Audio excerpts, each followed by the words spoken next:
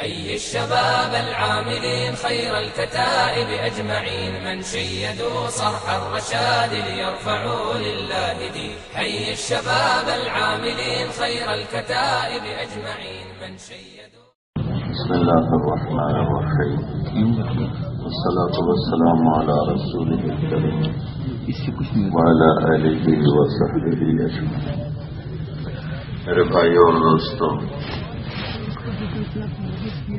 اللہ تعالیٰ نے آپ سب کو اپنے فضل و کرم سے اور آپ کی بخیر ہمارے جیسوں کو یہاں اکٹھے رکھا، اور جتنے ہم ہیں اس سے کروڑوں گنا فرشتے یہاں تینوں دن رہے اور سب آپ کے لیے دعاؤں میں لگے رہے.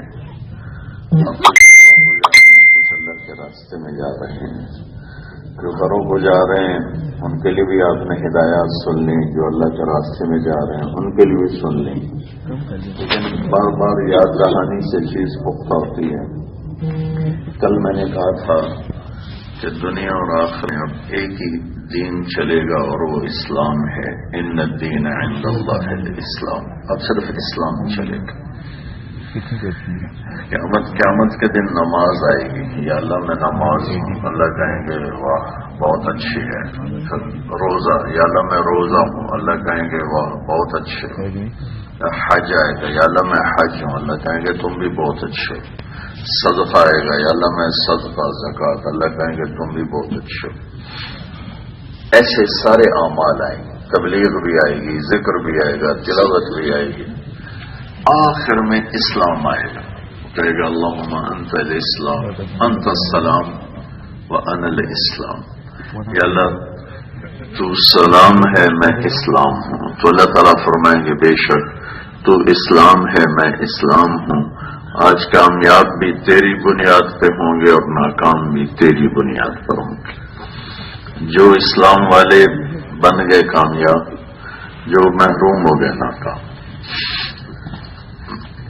اسلام شروع کہاں سے ہوتا ہے اور ختم کہاں پہ ہوتا ہے؟ ابتدا انتہا یہ دو بتا کے دعا کر لیتے. اسلام کی ابتدا عبادت ہے. بنی الاسلام علی خمس، یہ نماز کے بعد میں پہلی حدیث ہے. بنیا کہتے ہیں بنیاد اٹھانے کو. تو بنیاد سے کام شروع ہوتا ہے گھر کی تعمیر کا. تو اللہ کے نبی نے دین کو، اسلام کو ایک گھر سے تشبیہ دی اور اس کی بنیاد میں کام شروع کروا دیا. بنیاد کا کام کیا ہے؟ لا الہ الا اللہ محمد رسول اللہ کی گواہی، نماز، زکوٰۃ، روزہ اور حج. یہ 5 کام بنیاد ہیں. بنیاد کے بغیر عمارت نہیں بنتی اور بنیاد نظر نہیں آتی، وہ اندر غائب ہو جاتی ہے، اندر چھپ جاتی ہے. اندر چھپ کر اوپر والوں کو مضبوط کر کے کھڑا کر دیتی ہے. ایک حدیث اب اس کے ساتھ اور جوڑیں کہ یہ ہو گیا بنیا سے ہمیں پتہ چلا کہ اسلام شروع کہاں سے ہوتا ہے.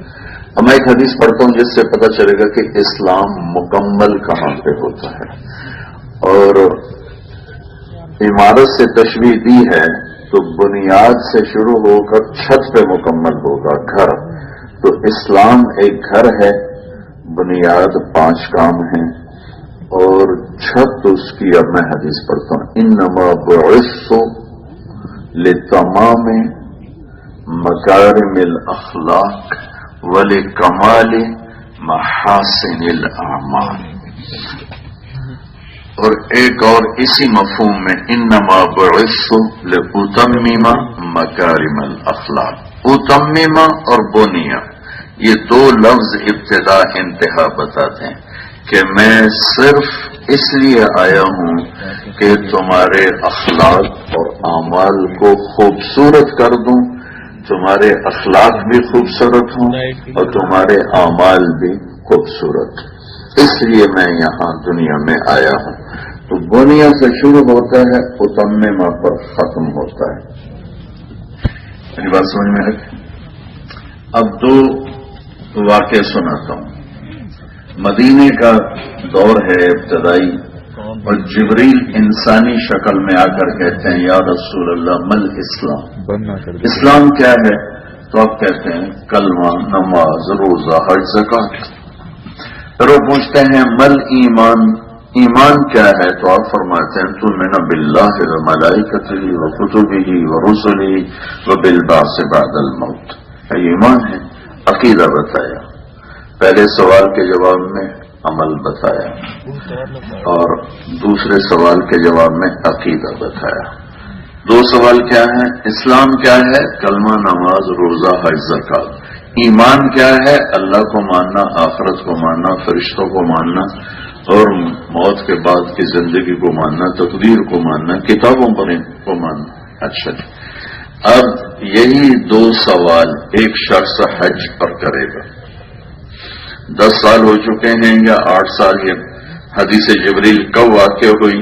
شروع میں ہے، کون سا سال تھا کبھی دیکھا نہیں، لیکن یہ جو بتا رہا ہوں یہ تو موجود ہے کہ آخری حج پر عمرو بن عبسہ رضی اللہ تعالی عنہ اللہ کے نبی سے پوچھتے ہیں یا رسول اللہ اسلام کیا ہے؟ پہلے سوال کے جواب میں تھا لا الہ الا اللہ محمد رسول اللہ، نماز، زکات، روزہ، حج۔ اب اسلام مکمل ہو چکا ہے، الیوم اکملت لکم دینکم کی آیت اتر چکی ہے، چھت پڑ چکی ہے، اب اس کے حساب سے جواب آئے گا یا رسول اللہ اسلام کیا ہے؟ تو میرے نبی کہتے ہیں اطعام الطعام وطیب الکلام۔ سبحان اللہ، کیا میرے دوست اسلام یہ ہے لوگوں کو کھانا کھلانا اور میٹھا بول بولنا، میٹھا بول بولنا۔ یہ کھانا کھلانا، میٹھا بول کیا ہے؟ اخلاق ہے۔ وہ پوچھتا ہے مل ایمان، ایمان کیا ہے؟ تو پہلے کہا تھا اللہ پر، کتابوں پر، فرشتوں پر، موت کے بعد کی زندگی پر، رسولوں پر، تقدیر پر۔ اب کیا کہہ رہے ہیں؟ ایمان کیا ہے یا رسول اللہ؟ تو آپ فرماتے ہیں الصبر والسماحہ، معاف کرنا، درگزر کرنا، معاف کرنا، درگزر کرنا، یہ ایمان۔ یہ دونوں کیا ہیں؟ اچھے اخلاق۔ اب یہ ایک سوال زائد کرتے ہیں جو جبریل نے نہیں کیا، ای الاسلام افضل یا رسول اللہ، سب سے خوبصورت اسلام کیا ہے؟ سب سے اعلیٰ درجے کا اسلام کیا ہے؟ تو میرے نبی فرماتے ہیں من سلم المسلمون من لسانہ ویدہ، جو ہاتھ اور زبان سے کسی کو تکلیف نہ پہنچائے، یہ سب سے اعلیٰ درجے کا اسلام۔ اخلاق میں یہ سب سے ادنا درجہ ہے، میں آپ کو تکلیف نہ پہنچاؤں، یہ تو کوئی بڑا درجہ نہیں ہے۔ بڑا درجہ یہ ہے کہ ہم آپ کے لیے راحت بنوں، اور آخری درجہ یہ ہے کہ میں آپ کو تکلیف نہ پہنچاؤں۔ جو اچھے اخلاق میں بالکل آخری درجے پر ہوتا ہے کہ کسی کو تکلیف نہیں پہنچاتا، وہ اسلام میں سب سے اعلیٰ درجے پر آ جاتا ہے کہ اعلیٰ درجے کا مسلمان وہ ہے جو کسی کو تکلیف نہ پہنچائے۔ پھر وہ سوال کرتے ہیں اچھا یا رسول اللہ سب سے اعلیٰ درجے کا ایمان کیا ہے؟ تو آپ فرماتے ہیں اچھے اخلاق، اچھے اخلاق۔ تو یہاں آ کر ایمان کی، اسلام کی تکمیل ہو رہی ہے کہ اچھے اخلاق سے معاشرہ بنتا ہے، عبادت سے بنیاد بنتی ہے، عبادت تبلیغ سے دین پر چلنے کا ماحول بنتا ہے، دین پر چلنے کی استعداد پیدا ہوتی ہے، اور دین کے اس عمل اچھے چوتھا نمبر پر اس پر اسلامی معاشرہ وجود میں آتا ہے، اسلامی معاشرہ وجود میں آتا ہے، اسلامی معاشرہ وجود میں آتا ہے۔ میرے نبی نے فرمایا ادنا درجے کے اخلاق پر تم اعلیٰ درجے کے مسلمان ہو، اور اعلیٰ درجے کے اخلاق پر تم کیا بنو گے؟ کاد الحلیم ان یکون نبیا۔ میرے نبی نے فرمایا کہ اچھے اخلاق والا نبی بنتے بنتے رہ جاتا ہے۔ اور یہ بہت بڑا مجمع ہے، نوجوان اکثر ہیں، اور ہمارا ملک نہیں پوری امت چوتھے نمبر سے غافل ہو چکی۔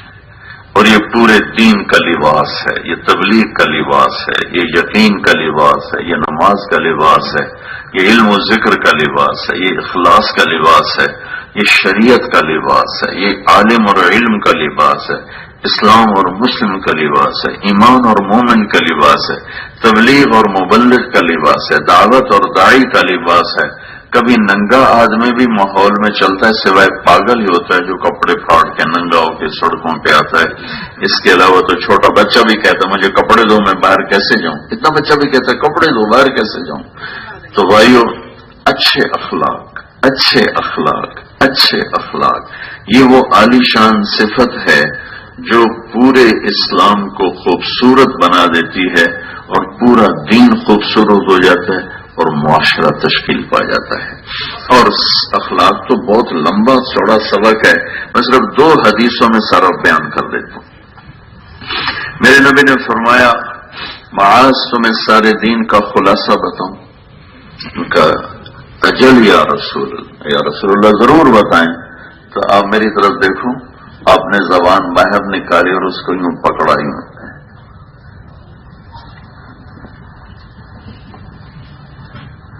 ایسے اپنے زبان پکڑی اور پھر کہا معاذ اس زبان پہ قابو رکھنا۔ انہوں نے کہا یا رسول اللہ زبان کے بول پر بھی پکڑ ہوگی؟ آپ نے کہا تیرا بھلا ہو، سب سے زیادہ جہنم میں دھکا دینے والی زبان ہوگی۔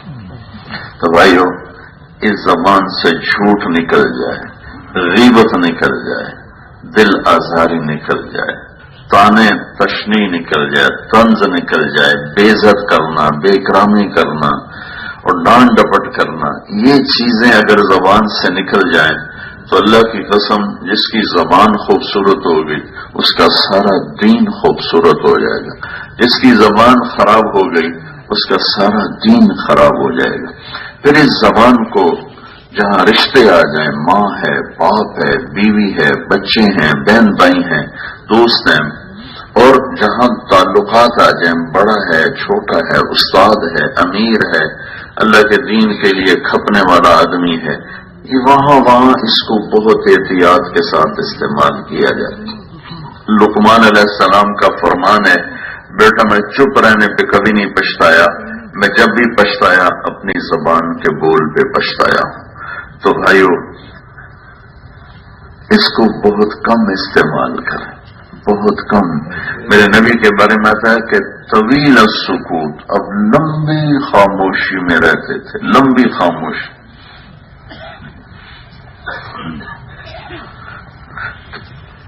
تو زبان کا بول یہ انسان کو خوبصورت بناتا ہے اور زبان کا بول ہی انسان کو بدصورت بناتا ہے۔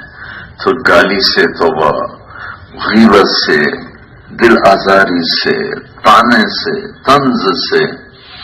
حضرت ابو دجانہ فرماتے ہیں، یہ بڑے صحابہ میں سے ہیں، وہ فرماتے ہیں کہ لوگوں میرے پاس بخشش کا صرف ایک عمل ہے جس پر مجھے امید ہے کہ میری بخشش ہو جائے گی، وہ یہ ہے کہ میں نے پوری زندگی میں کبھی کسی کو دکھ نہیں اپنی زبان سے دکھ نہیں پہنچایا، میں نے پوری زندگی میں اپنی زبان سے کسی کو دکھ نہیں پہنچایا، اور میرے دل میں کسی انسان کی نفرت کوئی نہیں ہے۔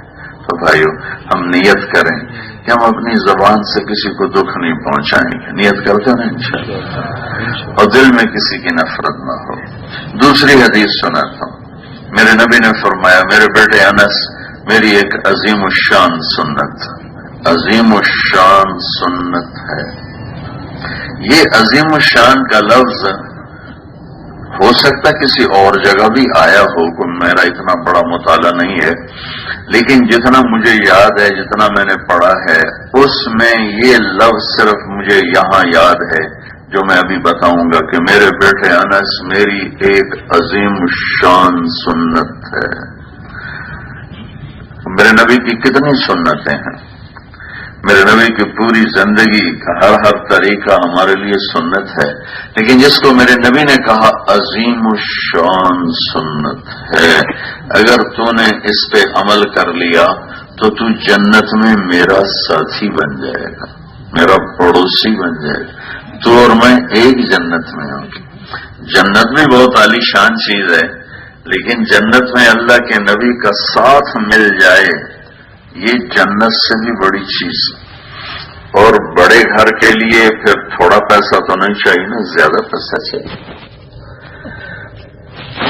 تو یہ جو بڑی سنت ہے تو یہ پھر ایسے تھوڑے کہ مسواک کر لے گا تو نبی کے گھر کے ساتھ گھر مل جائے گا، سرما لگا لے تو نبی کے گھر کے ساتھ گھر مل جائے گا، سیدھے ہاتھ سے کھانا کھا لے تو نبی کے گھر کے ساتھ گھر مل جائے گا، علامہ بسم کا منہ تو آیا کر کے سو جا تو نبی کے پڑوس میں گھر مل جائے گا. تو بڑی پیاری پیاری سنتیں، ہلکی پھلکی سنتیں. یہ وہ سنت بتانے لگا ہوں کہ سردی میں پسینہ نکال دے گی. یا بنیا ان استطعت او قال ان قدرت. استطاعت اور قدرت کا لفظ بتا رہا ہے کہ میرے نبی کہہ رہے ہیں تیار ہو جا، کام مشکل بتانے لگا ہوں، سوکھا نہیں ہے، مشکل بتانے لگا ہوں.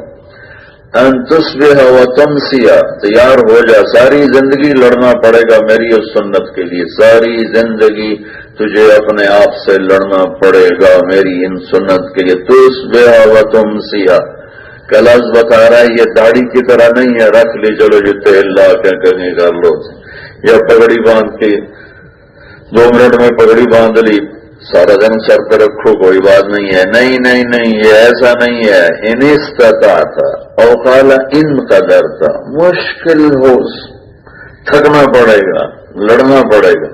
ان تصبح و تمسی، ساری زندگی مرتے دم تک اس سنت کو زندہ کرنے کے لیے تجھے بازی لگانی پڑے گی، تب جا کے تیرے ہاتھ میں یہ چیز آئے گی. پھر اس کا نتیجہ کیا ہے کہ تو اور میں ایک ہی جنت میں ہوں گے. سبحان.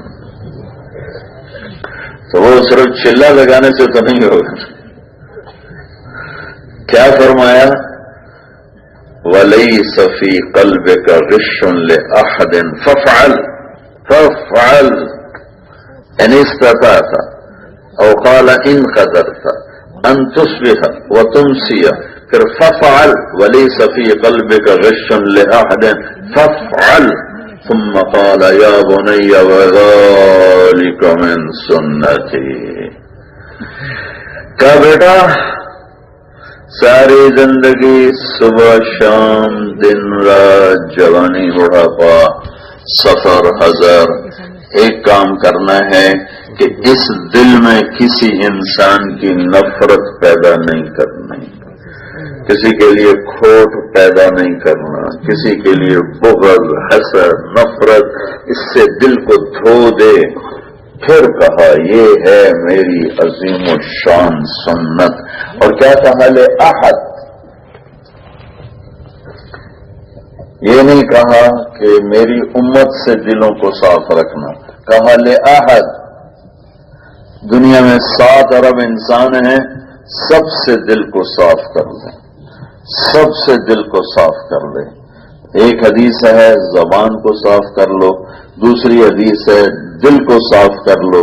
اس میں نفرت آئے گی تصبح و تمسی، نکالو.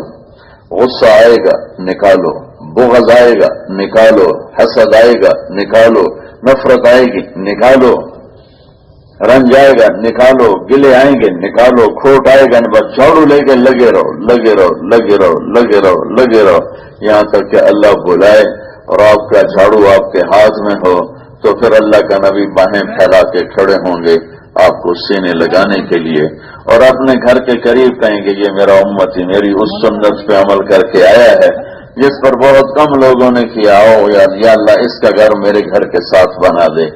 اچھے اخلاق کو مکمل کرنے کے لیے یہ 2 باتیں ہیں بھائیو بڑی عالی شان. ایک ہم اپنی زبان کی حفاظت کریں، ایک ہم اپنے دل کی حفاظت کریں. اور پھر جب کبھی ہو جائے تو معافی مانگ لیں. جب بھی کوئی ہو جائے تو کسی سے ہو گیا کام تو اس سے معافی مانگ لیں، اللہ اور بندے کے درمیان ہوا تو اللہ سے معافی مانگ لیں. کبھی بھی گناہ پہ باقی نہیں رہنا چاہیے، فوراً توبہ کرنی چاہیے، چاہے اگلی جمع اس سے ٹوٹ جائے، لیکن وہ کرتا رہے کرتا رہے کرتا رہے تو ایک دن اللہ تعالیٰ اس کو ایسا نکالے گا اس سے کہ وہ ایمان پر عمل پر مضبوط ہو جائے گا اور گناہوں سے بچے گا. دیکھو بڑے سے بڑا ایمان والا بھی بن جائے گا نا، وہ کمی سے پاک نہیں ہے، کمی سے پاک نہیں ہے، لہذا اللہ کے واسطے ہم اپنے ساتھیوں کی خوبیاں تلاش کریں، کمیاں نہ تلاش کریں۔ کمیاں تلاش کریں گے تو سب سے پہلے خود ہلاک ہوں گے، اور خوبیاں تلاش کریں گے تو سب سے پہلے خود کامیاب ہوں گے۔ میرے اللہ کا فرمان، میرے نبی کا فرمان ہے، اگر تم لوگ گناہ نہ کرو، سارے فرشتوں کی طرح بن جاؤ، تو اللہ تمہیں فوراً موت دے کے جنت میں پہنچائے گا، پھر ایک قوم پیدا کرے گا جو روئے دھوئے گی، اپنے گناہ کرے گی، گناہوں پہ توبہ کریں گے، روئیں گے، اور اللہ خوش ہو کر انہیں معاف کرے گا۔ اللہ کو معاف کرنا اتنا پسند ہے، لہذا نیک سے نیک آدمی بھی خطاوار ہوتا ہے۔ کبھی نیک لوگوں کی کمیاں نہ پکڑو، اور خاص طور پر علماء کی، خاص طور پر علماء کی، خاص طور پر علماء کی، جو آپ کی مسجد کو رونق دیے بیٹھے ہیں، جو آپ کی مسجد کے مصلے پر 5 وقت اتنی تھوڑی تنخواہ میں آتے ہیں کہ وہ بیمار ہو جائیں تو اپنی دوا کے پیسے اپنی تنخواہ سے نہیں ادا کر سکتے۔ ساری دنیا فری ہے، ایسے علماء پوری دنیا میں کوئی نہیں ہے جو اتنی بڑی قربانی دے کر مسلوں پہ کھڑے ہوئے ہیں، اور ہر آنے والے سے بے عزت ہوتے ہیں۔ 1 منٹ لیٹ ہو جائے تو بےعزتی شروع ہو جاتی ہے، اور یہ اذان دینے والے بیچارے نالیاں صاف کر رہے ہیں، بیت الخلاء صاف کر رہے ہیں، ٹوٹیوں میں پانی دیکھ رہے ہیں، مسجد میں جھاڑو دے رہے ہیں، اور تنخواہ اتنی ہے کہ ایک مہمان آ جائے تو اس کی روٹی وہ اپنی تنخواہ سے نہیں پکا کے اس کو کھلا سکتے، اتنی تھوڑی تنخواہ ہے۔ تو بہرحال لوگوں نے تو کبھی بھی قدر نہ کی۔ اللہ جو قدردان ہے، قیامت کے دن جب ساری دنیا وحشت میں اور خوف میں ہوگی تو اللہ اعلان کرے گا، این الفقہاء، علماء کہاں ہیں؟ این البادشاہ، بادشاہ کہاں ہے؟ نہیں۔ این مل والے کدھر ہیں؟ بنگلوں والے کدھر ہیں؟ فیکٹریوں والے کدھر ہیں؟ اعلان ہوگا این الفقہاء، وہی جنہیں ہم حقیر جانتے تھے، علماء کدھر ہیں؟ علماء کدھر ہیں؟ ایک جماعت کھڑی ہوگی، اس میں تو پچھلی امتیں بھی ہوں گی، یہ امت بھی ہوگی، تشریف لائیے۔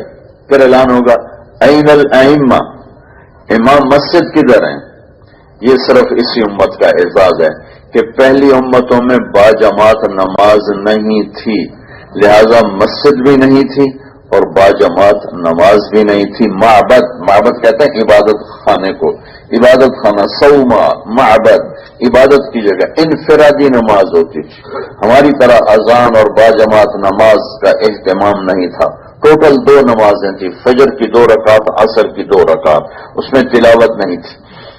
تو امامت صرف اس امت کو ملی ہے کہ ساری دنیا میں مسجدوں کا جال بچھ گیا ہے، اور نماز پڑھی جا رہی ہے، اور نماز پڑھائی جا رہی ہے۔ ائمہ تو امام مسجد کھڑے ہو جائیں گے، وہ جن کو ہر آدمی نے ڈانٹ ڈپٹ، ہر آدمی نے ذلیل کیا، آج وہ دیکھیں گے ہیں یہ کیا ہو گیا، امام مسجد کھڑے ہو گئے۔ پھر اعلان ہوگا تشریف لائیے۔ این المؤذنون، اذان دینے والے کدھر ہیں؟ جو بیچارہ امام مسجد سے بھی زیادہ ذلیل ہوتا ہے۔ وہ مسجد کا خادم کیا ہوتا ہے؟ وہ مسجد کا جو ہمارا رویہ ہے وہ مسجد کا کیڑا ہوتا ہے جس کو ہر آدمی پاؤں تلے روند کے چلا جاتا ہے۔ اور اللہ کا اعلان ہوگا مؤذن کدھر ہیں؟ مؤذن کھڑے ہو جاؤ، آ گئے، تشریف لائیے۔ ان تینوں تو مؤذن کی چند باتیں اور بتاتا ہوں۔ میرے نبی کا فرمان ہے ان المؤذن لا يدود فی قبرہ، مؤذن کو قبر کا کیڑا ہاتھ نہیں لگاتا، اس کا جسم سلامت رہتا ہے۔ اطول عناقا، سب سے اونچے مقام پر ہوگا قیامت کے دن مؤذن۔ سب سے پہلے اللہ تعالیٰ ابراہیم علیہ السلام کو کپڑے پہنائے گا، پھر اپنے نبی کو پہنائے گا، پھر انبیاء کو پہنائے گا، اور چوتھے نمبر پر اللہ تعالیٰ مؤذن کو کپڑے پہنائے گا۔ مؤذن کو آپ تشریف لائیں، اس دن ان کی شان آپ کے سامنے آئے گی۔ تو بھائیو، عزت دو، عزت دو، عزت دو۔ عزت نہیں دے سکتے ہو تو کم از کم ذلیل نہ کرو، ذلیل نہ کرو۔ اللہ کے واسطے اپنی زبانوں کو بند رکھو نیک لوگوں کے بارے میں، پتہ نہیں کب توبہ کر کے وہ اللہ کی بارگاہ میں پیارے ہو جائیں اور ہم ان کی کمیاں پکڑ کے برباد ہو بیٹھے۔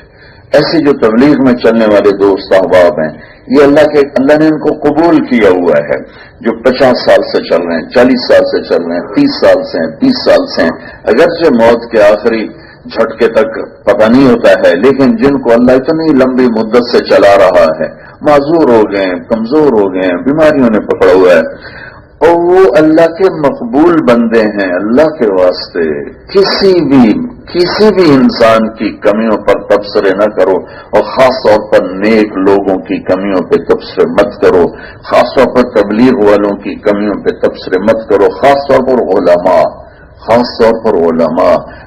ان کی کمیوں پہ تبصرے مت کرو، جن کے سینوں میں اللہ کا علم ہے، یہ اللہ کے VIP لوگ ہیں۔ اور VIP کا مطلب یہ نہیں ہوتا کہ وہ گناہوں سے پاک ہیں، ان سے بھی خطا ہو جاتی ہے۔ سب سے بڑے VIP تو صحابہ ہیں، ان کی پوری سیرت موجود ہے، ہر قسم کی خطا زندگی میں موجود ہے۔ تو میرے بھائیو، لوگوں کی کمیاں نہیں دیکھنی، اپنی کمیوں کو دیکھنا ہے۔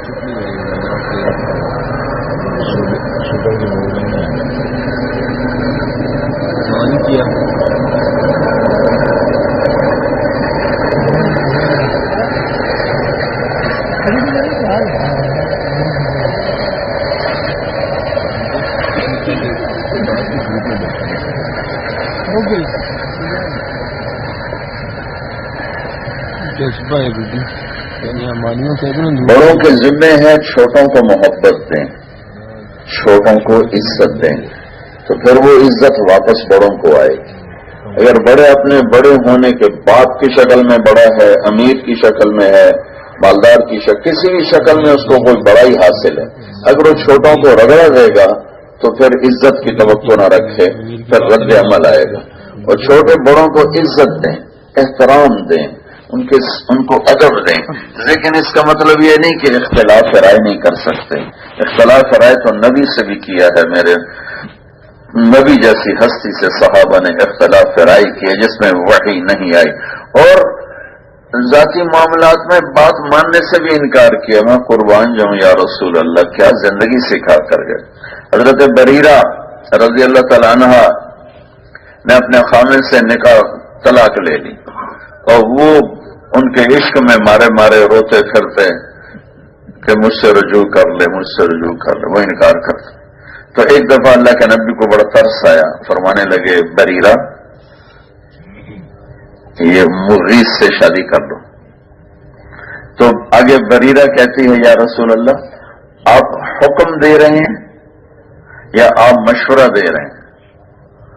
تو میرے نبی نے کہا نہیں، میں حکم نہیں دے رہا، میں مشورہ دے رہا ہوں۔ کہا جی پھر میں نہیں مانتا۔ سبحان اللہ۔ اور آپ کہ میرے نبی نے دیکھو بڑی گستاخ ہے، اس نے میرے مشورے کو نہیں مانا ہے، اس نے میری بات کو نہیں مانا۔ وہ کہا ٹھیک، بالکل ٹھیک۔ سبحان، کیا کمال ہے، کیا خوبصورت بات۔ آپ نے بنو غطفان سے جنگ خندق میں اوپر سے معاہدہ کر لیا کہ مدینے کی آدھی کھجور لے جاؤ اور قریش کو چھوڑ دو، وہ تیار ہو گئے۔ تو آپ نے کہا اچھا میں سعدین سے پوچھ لوں۔ سعد بن عبادہ کو بلایا، سعد بن معاذ کو بلایا کہ میں نے غطفان کے ساتھ یہ معاہدہ کیا ہے، تو تم کیا کہتے ہیں؟ ان کا یا رسول اللہ، مدینے کی کھجور مہمان بن کر تو ہم نے کھلائی ہے، یوں گھٹنے ٹیک کے نہیں کھلائی، ہمیں یہ معاہدہ منظور نہیں ہے۔ اب اگر ٹھیک ہے تمہیں منظور نہیں تو میں نے بھی کینسل کر دیا۔ کیا خوبصورت واقعہ تھا کہ کس طرح میرے نبی نے اپنے چھوٹوں کو گنجائش دی تو چھوٹوں کے ذمے ہے بڑوں کو عزت دیں، بڑوں کے ذمے ہے چھوٹوں کی حوصلہ افزائی کریں۔ باپ ہے، امیر ہے، بھائی ہے، استاد ہے، ٹیچر ہے، معلم ہے، مدرس ہے، حوصلہ افزائی انسان، دیکھو خوشامد حرام ہے اور حوصلہ افزائی واجب ہے۔ واجب سے مراد شرعی واجب نہیں بلکہ انسانی فطرت کے لحاظ سے واجب کہہ رہا ہوں کہ خوشامد حرام ہے اور حوصلہ افزائی واجب ہے۔ یہ جو آپ حدیث سنتے ہو مشہور کہ تعریف کرنے والوں کے منہ میں مٹی ڈالو، وہ تعریف کرنے والے نہیں، خوشامد کرنے والے۔ اس لفظ کا ترجمہ غلط کیا جا رہا ہے۔ کیا ہے؟ آپ کے نبی نے فرمایا یا معاذ ایاک والتمادع فإنہ الربح۔ التمادع ابن ماجہ کی روایت پڑھ کے مجھے اس حدیث کا مطلب صحیح سمجھ میں آیا، ورنہ میں بھی اس میں پریشان ہی رہتا تھا کہ تعریف تو کسی کا حق بنتا، میں کسی میں خوبی دیکھوں اور اس کی تعریف نہ کروں، یہ تو بخل ہے۔ اور کوئی ادھر آتا ہے اس کے منہ میں مٹی ڈالو، اس کا کیا مطلب ہے؟ وہ مطلب ہی غلط اور ترجمہ ہی غلط لکھا ہوا ہے. جب میں نے ابن ماجہ پڑھائی تو پڑھاتے ہوئے جب یہ حدیث آئی تو میرا سانس بحال ہوا، میری جان میں جان آئی کہ یہ تعریف نہیں، خوشامد، تمادد، خوشامد ہے. احص التراب فی وجوہ المداحین، مداح مادہ تعریف کرنے والا، مداح خوشامد کرنے والا. خوشامد کیا ہے کہ ایک چیز میرے اندر ہے ہی نہیں اور میرے اوپر لگائے گا آپ تو علم کا سمندر ہے، آپ تو ٹھاٹھے مارتا سمندر ہیں، یہ خوشامد ہے. اور میں کسی میں خوبی دیکھوں گے ماشاءاللہ آپ گشت بڑا اچھا کرتے ہیں، یار آپ بہت بڑی اچھی کرتے ہیں، یار آپ کی نماز بڑی اچھی ہے. یہ تو تعریف بھری پڑی میرے نبی کے صحابہ میں. میرے نبی کہہ رہے ہیں کسی نے جنتی کو دیکھنا عورت کو تو ام رومان کو دیکھ لو. بلال تو جنت میں میرے آگے آگے پھرتا ہے، کیا کرتا ہے؟ سب کا حق ادا کیا، صدیق کا نہیں کر سکا. ایک میرا ساتھی ہے جب آئے گا تو جنت کے 8 دروازے کھل کے کہیں کہ مرحبا مرحبا. سلمان فارسی نے پوچھا کون ہے تو آپ نے کہا یہ ابو بکر ہے. عمر جنت میں محل دیکھا، سونے چاندی زمر و یاقوت، میں سمجھا میرا ہے. میں جانے لگا تو فرشتے نے کہا عمر بن خطاب کا ہے. عثمان، ہر نبی کا جنت میں ایک رفیق ہے، میرا رفیق تو ہے. علی کا ہاتھ پکڑ کے یہاں لے آئے سینے کے ساتھ اور فرمایا علی مبارک ہو، جنت میں تیرا گھر میرے گھر کے سامنے ہے. طلحہ زبیر، ہر نبی کا جنت میں ایک خادم ہے، میرے 2 خادم ہیں. طلحہ زبیر بڑی پڑی ہے، میرے نبی کی تعریف کر رہے ہیں، تعریف کر رہے ہیں. ہر امت کا امین ہے، میری امت کا امین ابو عبیدہ ہے. عبد الرحمان تو رحمان کا تاجر ہے. عمر تو جہاں سے گزرتا ہے شیطان راستہ چھوڑ جاتا ہے. یار سیرت پڑھو. ایک عورت آئی حبشی، باندھی کوئی عرب نے باندھی، کہنے لگے یا رسول اللہ آپ گئے تھے اللہ کے راستے میں نے منت مانی تھی کہ اگر آپ صحیح سلامت واپس آ گئے نا تو میں آپ کے سامنے ڈھول بھی بجاؤں گی، گانا بھی گاؤں گی. تو سن لو بڑے بڑے تبلیغی مسلم شریف کی روایت سنا رہا ہوں، مناقب عمر، حضرت عمر کے فضائل میں کچھ عرصہ پہلے میں نے پڑھائی ہے تو اس لیے مجھے پوری یاد ہے. یا رسول اللہ میں نے منت مانی تھی اگر آپ واپس آ گئے صحیح سلامت تو آپ کے سامنے ڈھول بھی بجاؤں گی، گانا بھی گاؤں گی. آپ نے کہا دیکھ بی بی میری تو کوئی خواہش نہیں کہ تو میرے سامنے ڈھول بجا اور گانا گا، لیکن تو نے منت مانی ہے تو پوری کر لے، میں سنتا ہوں. آپ چپ کر کے بیٹھ کو شروع ہو گئی دما دم دم دما دم دم اور ساتھ اس نے گانا بھی شروع کر دی. ابو بکر رضی اللہ عنہ تشریف لا رہے ہیں، وہ لگی رہی ڈک ڈک ڈک ڈک ڈک ڈک ڈک ڈک ڈک ڈک ڈک. اتنے میں حضرت عثمان آئے تو وہ پھر لگی رہی اسی طرح دم دما دم دم دما دم دم. حضرت علی آئے وہ اسی طرح جوش میں گا بھی رہی اور ڈھول بھی بجا رہی، وہ لگی رہی.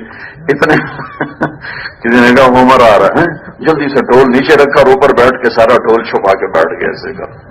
تو میرے نبی نے بڑا مزہ لیا، بڑے ہنسے کہ دیکھو میرے سامنے ڈھول بجاتی رہی، ابو بکر آیا بجاتی رہی، عثمان آیا بجاتی رہی، علی آیا بجاتی. عمر کا نام سن کر یہ ایک دم ڈھول بھی نیچے خود پر بیٹھ گئی. عمر جدھر سے تو گزرتا ہے شیطان بھی وہاں سے دور ہو جاتا. تو میرے نبی کی زندگی تعریف سے بھری. ہم تعریف کرتے نہیں خوش آمد کے، چھوٹوں کو رگڑا دیتے ہیں، بڑوں کو کی خوش آمد کرتے ہیں، تو دونوں طرف سے تباہی اور بربادی آ جاتی. آپ بڑے سے بڑے انسان کی خوش آمد شروع کرو گے منہ کے بل گرے.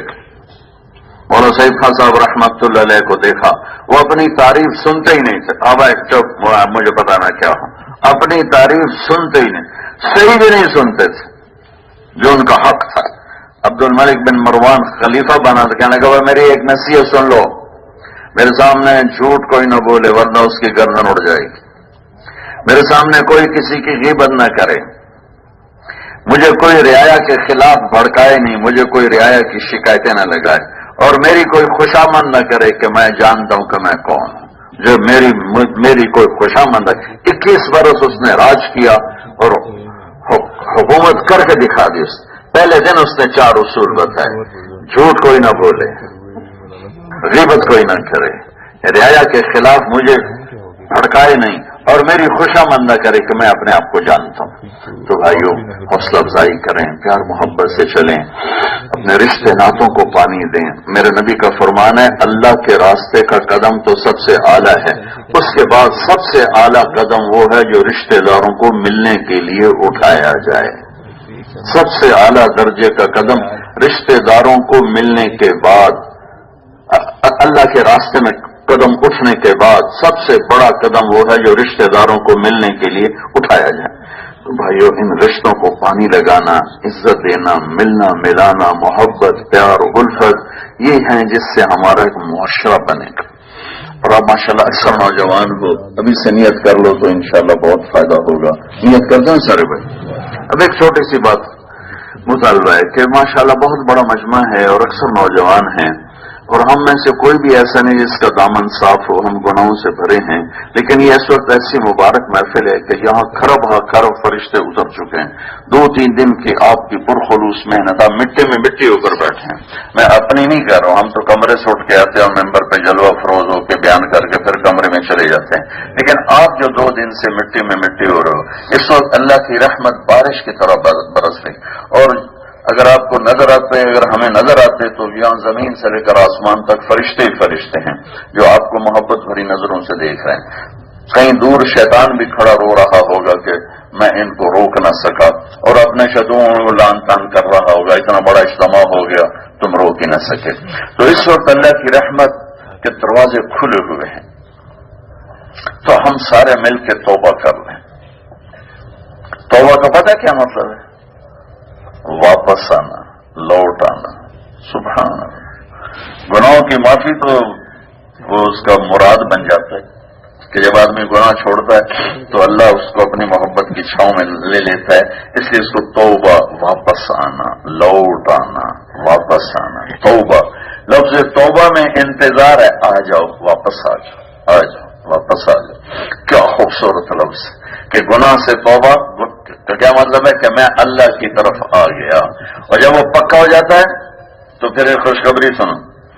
اللہ فرماتا ہے اب میرے بندے نے گناہ چھوڑ لیے ہیں، ایسا کرو جو ہم نے اس کی پچھلی زندگی کے جتنے گناہ تھے ان سب کی جگہ نیکیاں لکھ دو، ہر گناہ کے بدلے نیکی لکھ دو. تو سارے گناہوں کے بدلے میں نیکی آ جاتی.